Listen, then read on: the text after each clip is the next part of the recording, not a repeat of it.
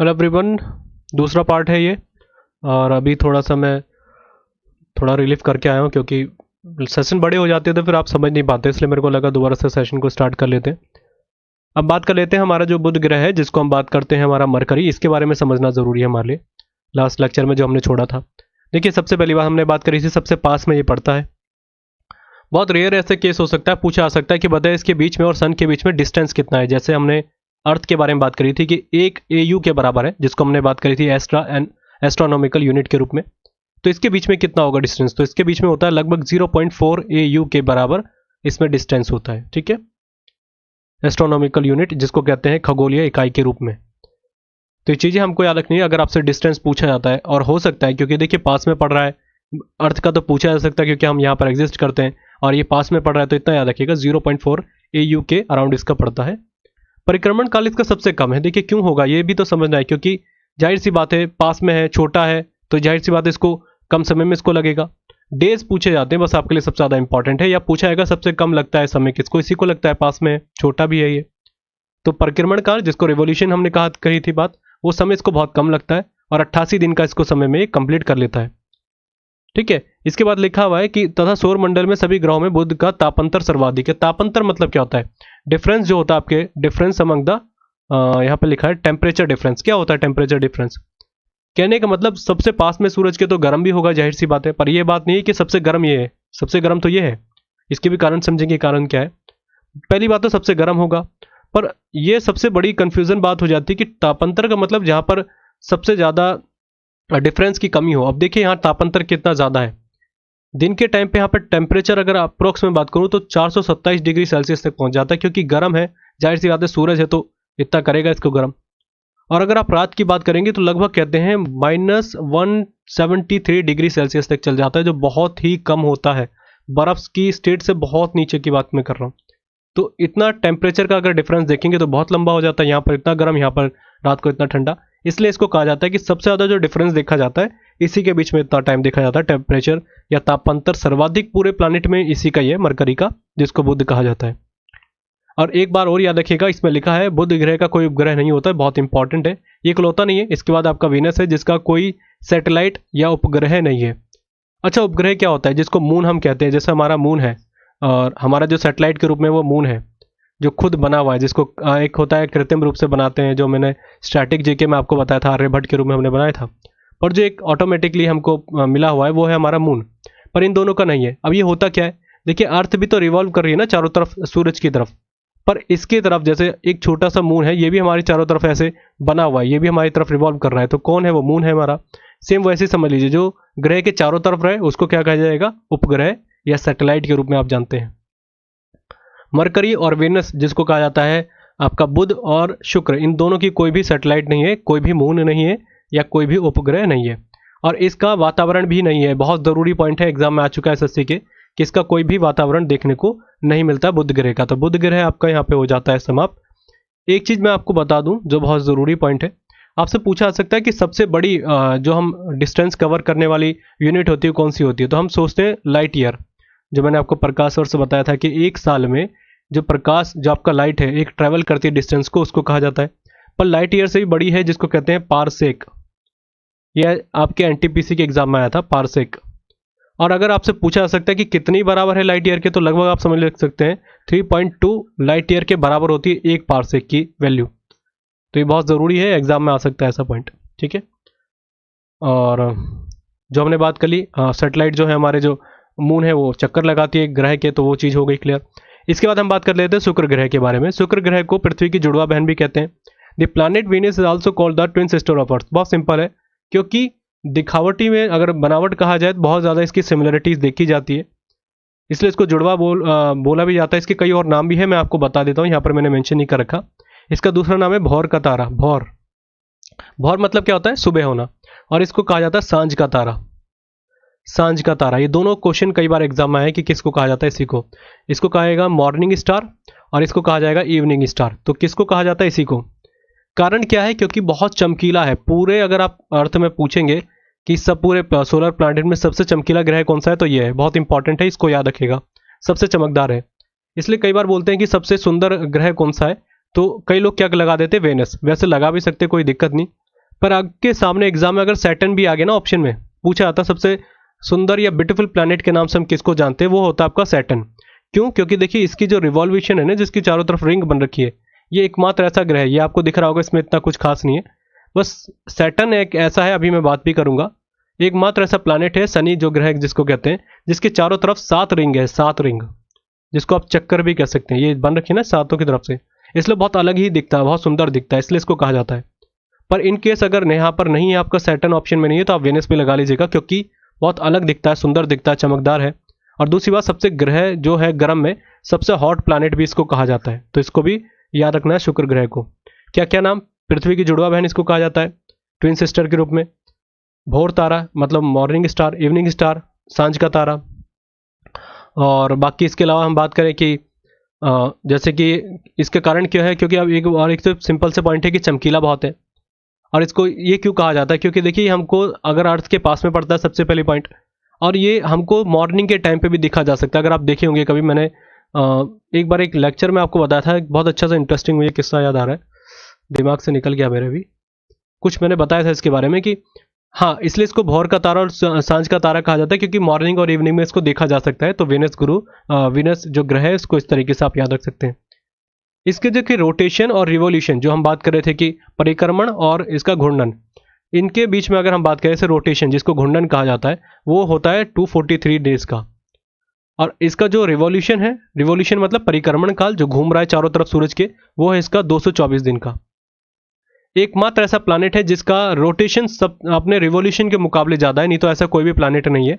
तो पूछा जा सकता है ऐसा एकमात्र प्लैनेट कौन सा है जिसका जो घूर्णन है वो उसके रिवॉल्यूशन या परिक्रमण से ज़्यादा है। तो ये कौन सा एक मूल होता है? यही है। आपको डेज याद रखने की खास ज़रूरत है नहीं, बस अब याद रखिएगा कि ये ज़्यादा है इसका रोटेशन, ये अपने आप में स्वयं घूमने में ज़्यादा समय लगाता है कंपैरिजन सूरज के चारों तरफ घूमने में। ठीक है, अच्छा, सबसे पास अर्थ के कौन सा पड़ता है? तो यही पड़ता है, हमने पहले ही बात करी थी, अर्थ के सबसे पास ही पड़ता है। हालांकि कुछ कंडीशंस ऐसी होती हैं कि ये आ जाता है, मार्स एक दो बार आया है केसेस में, पर हम ज़्यादातर इसी को मानेंगे। और वैसे भी डिस्टेंस को थोड़ा देखेंगे तो पास में ज़्यादा यही पड़ रहा है।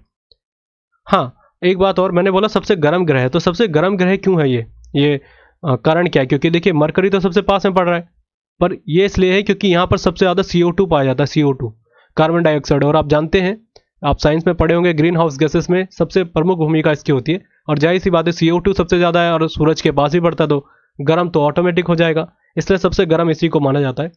और बहुत अगर डिटेल में चले जाएगा कि बोलिए कितना परसेंट इसमें कार्बन डाइऑक्साइड है, तो 95% पूरे वातावरण में आप समझ सकते हैं। और मात्र 5% है आपका नाइट्रोजन, सॉरी हाँ 5 तो नहीं है, 3.5% है आपका नाइट्रोजन। तो सबसे ज़्यादा क्या है आपका? Carbon dioxide. अगर आप पूछा जाता है कितने परसेंट है, तो इतना भी याद रख लेंगे, तो मेरे हिसाब से दिक्कतें नहीं होंगी।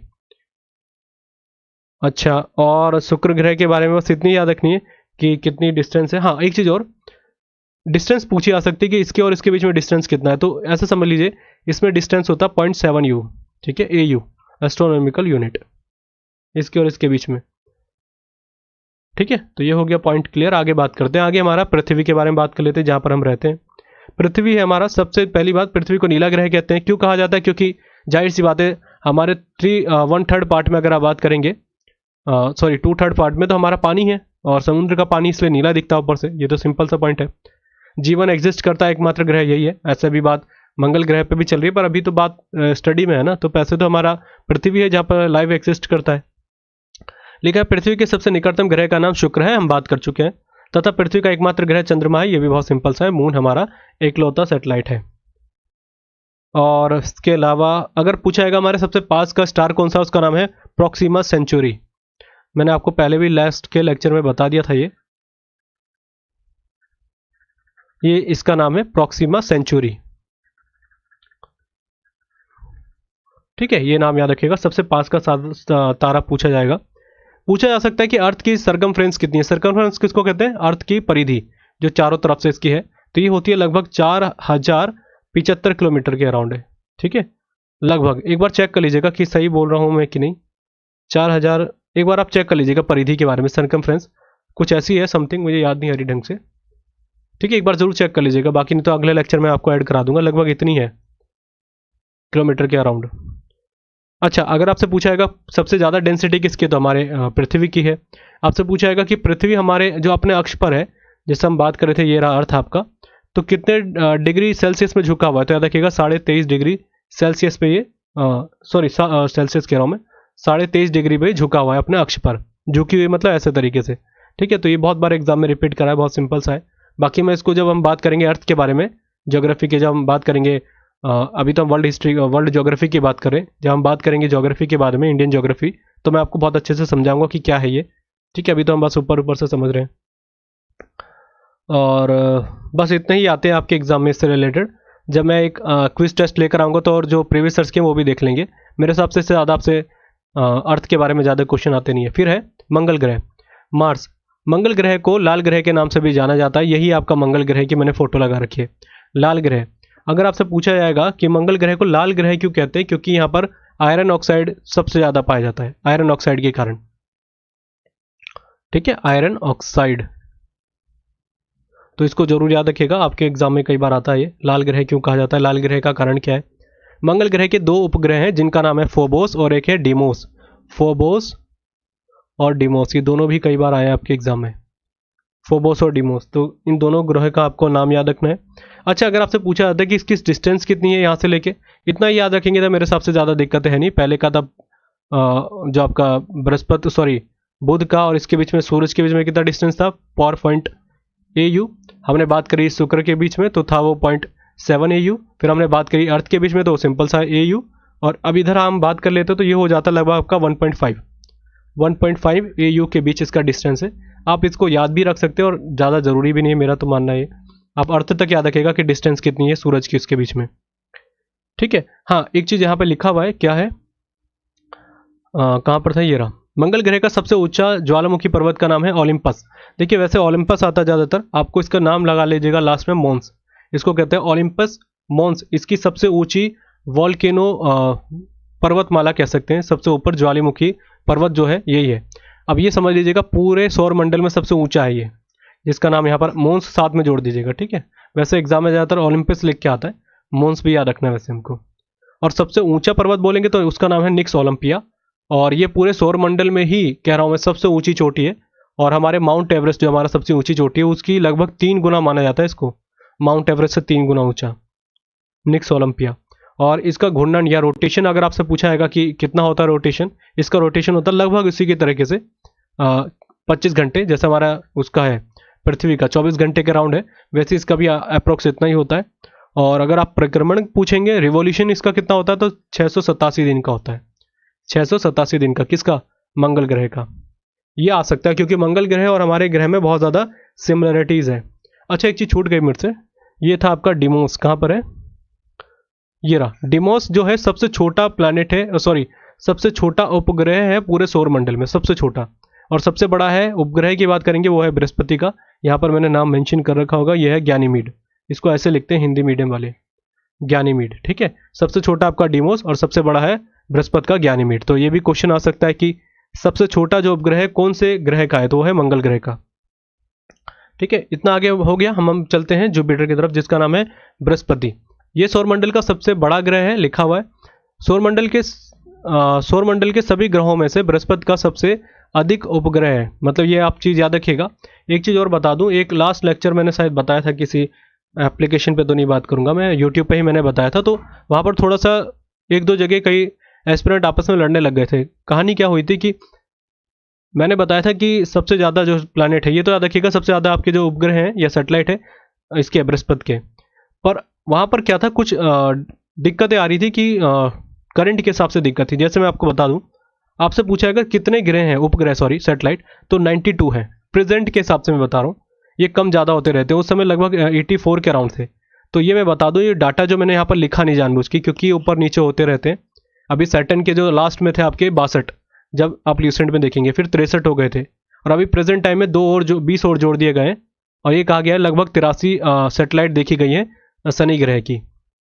तो ये ऊपर नीचे होते रहते फिगर, तो मेरे हिसाब से इन पर ज़्यादा आप दिमाग ना लगाए, बस याद रखिएगा सबसे ज़्यादा जो आपकी सैटेलाइट है या सबसे ज़्यादा उपग्रह हैं आपके बृहस्पति ही के हैं। ठीक है, जिसको कहा जाता है जुपिटर।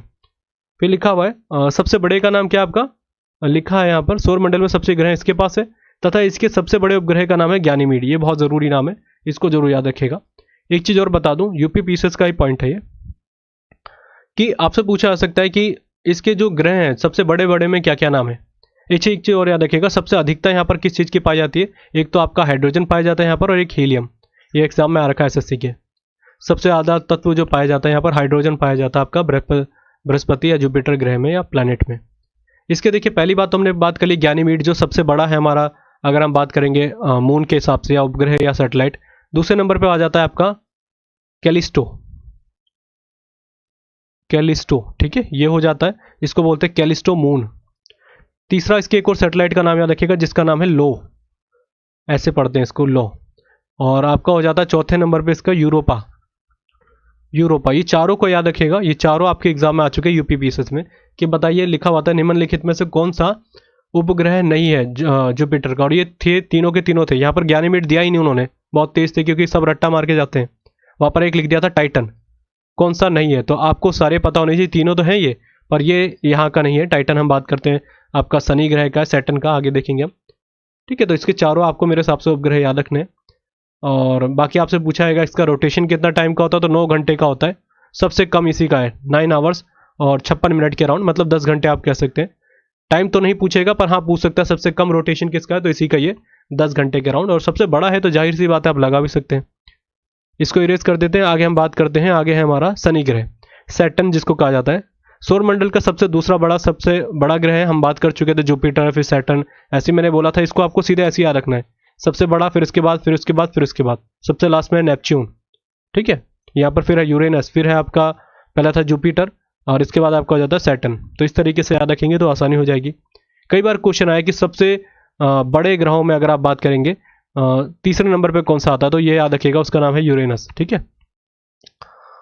आगे बात करते हैं हमारा कौन सा है, हाँ यूरेनस को क्या कहते हैं, तो वो भी याद रखना आपको, ग्रीन प्लैनेट के नाम से, वो सॉरी अरुण के नाम से जाना जाता है हिंदी में।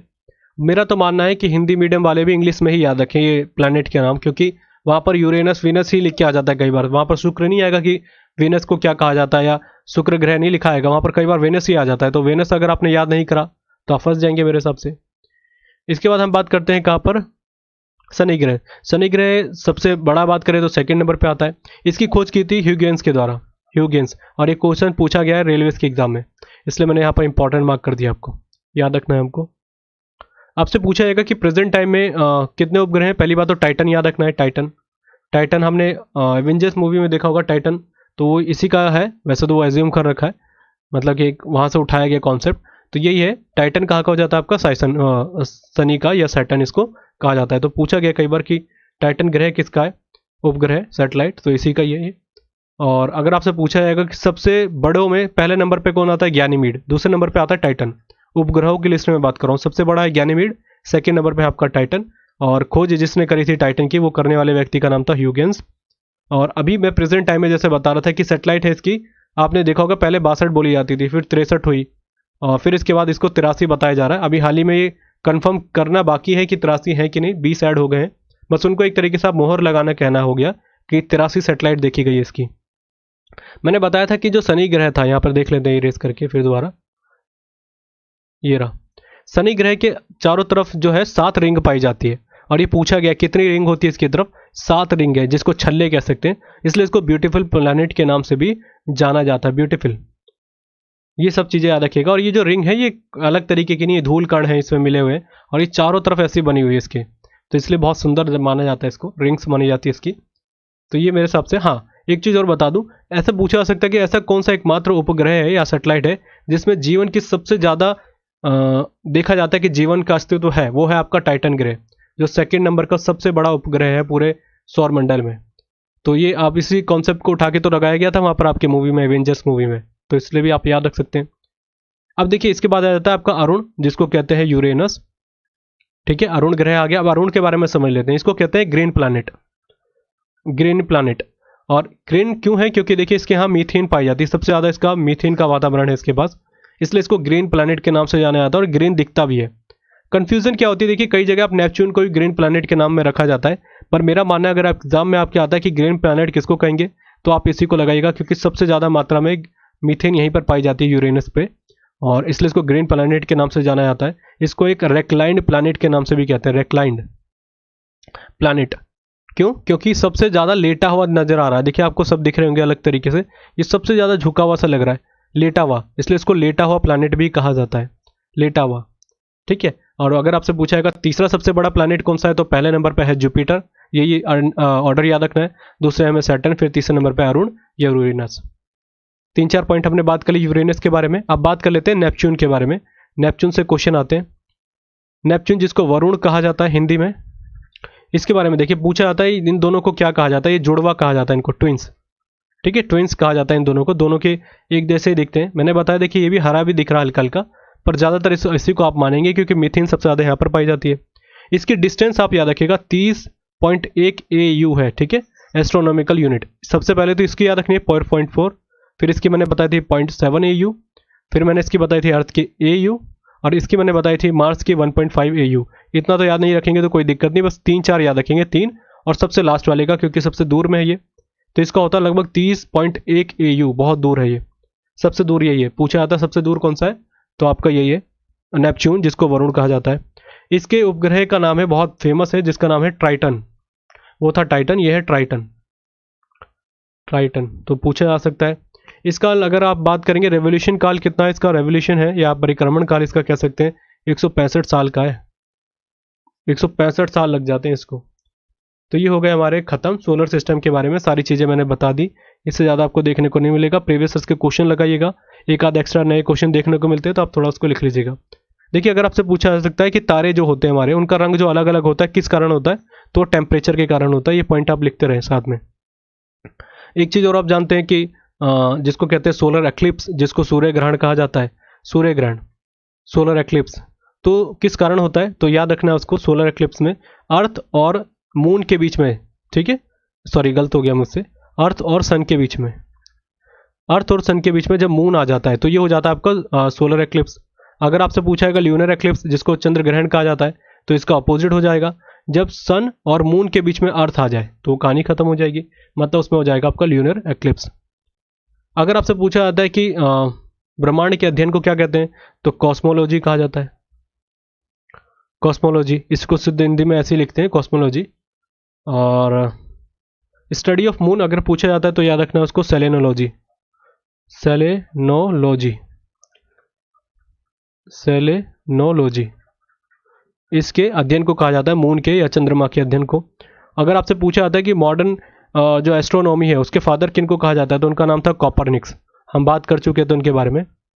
कॉपरनिक्स के बारे में कहा जाता है कि पहले मॉडर्न है आज के टाइम पे एस्ट्रोनॉमिकल फादर के रूप में उनको जाना जाता है। इन्होंने सोलर सिस्टम की खोज करी थी। सोलर सिस्टम की खोज मतलब एक तरीके से कह सकते हैं कि ये पता करा था कि क्या सोलर सिस्टम है, क्या क्या तरीके हैं इसके।